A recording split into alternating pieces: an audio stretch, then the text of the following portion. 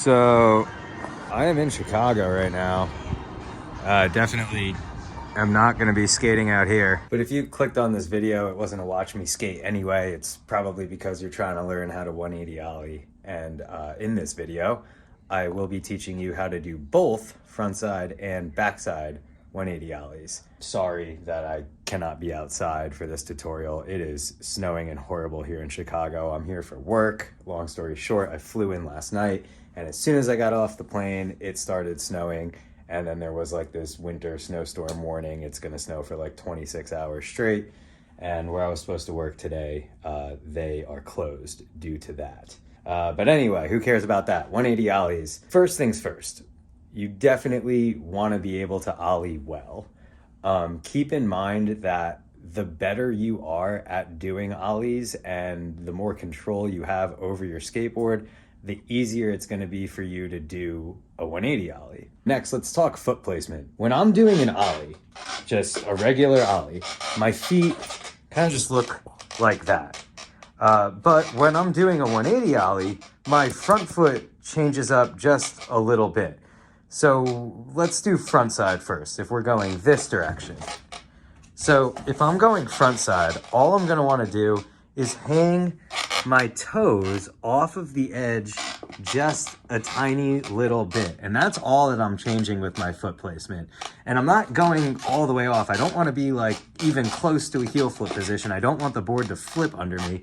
Just hanging my toes off just the tiniest little bit, so that when I do pop and spin, I can use my toes to kind of rotate and guide the skateboard all the way around.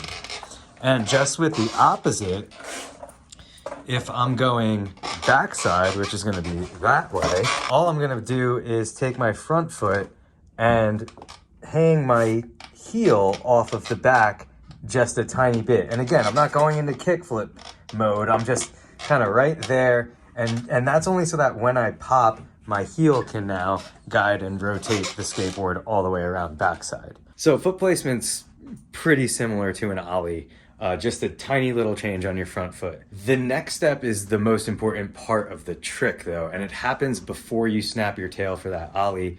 I call it the wind up. What you're winding up is your arms and your shoulders. So if you've watched any of my other tutorials, you've probably heard me say that your shoulders are like your steering wheel on a skateboard. And that's true.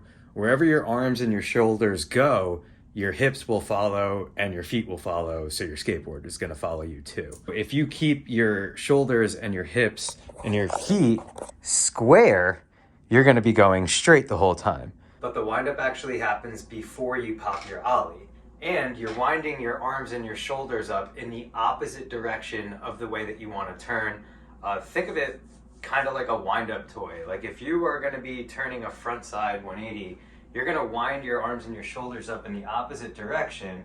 Then as you pop your tail, you're going to swing your arms and your shoulders in the direction that you want to turn. And as you Ollie, your shoulders and your arms are going to continue to spin, so that's going to give you the momentum to rotate a full 180.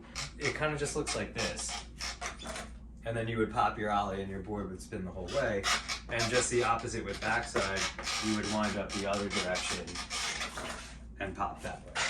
And once you're spinning in the air, the rest of the trick is actually pretty easy. You just want to make sure that you get your full 180 rotation so that you can land and keep rolling. If you under rotate or over rotate, that could obviously cause you to fall off your board, and you want to avoid doing that.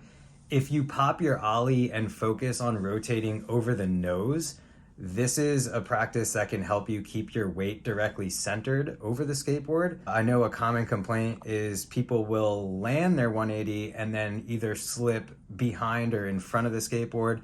All that means is that your weight isn't completely centered over the board.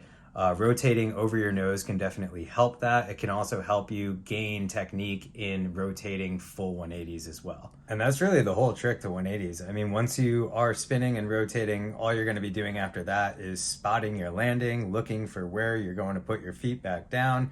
And once you do set both of your feet back down on the ground, just bend your knees and absorb the landing, absorb the impact. Besides that, some common complaints I've heard are just over rotating and under rotating. Again, focus on using your shoulders and your arms to steer your body in the direction that you want to spin. And also remember that rotating over the nose trick. I mean, at first that could cause you to maybe even land on your front two wheels and complete the rest of the 180 in a pivot.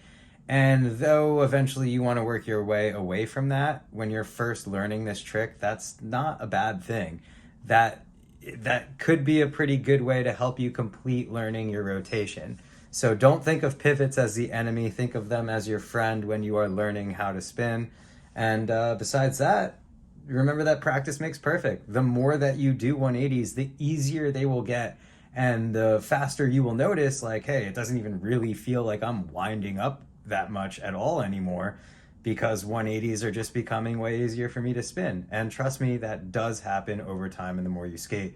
So get out there, turn this video off, practice 180s, film it, post it on Instagram, show your friends, but subscribe to my channel first, especially if you made it to the end of this video. Hope that helps, guys.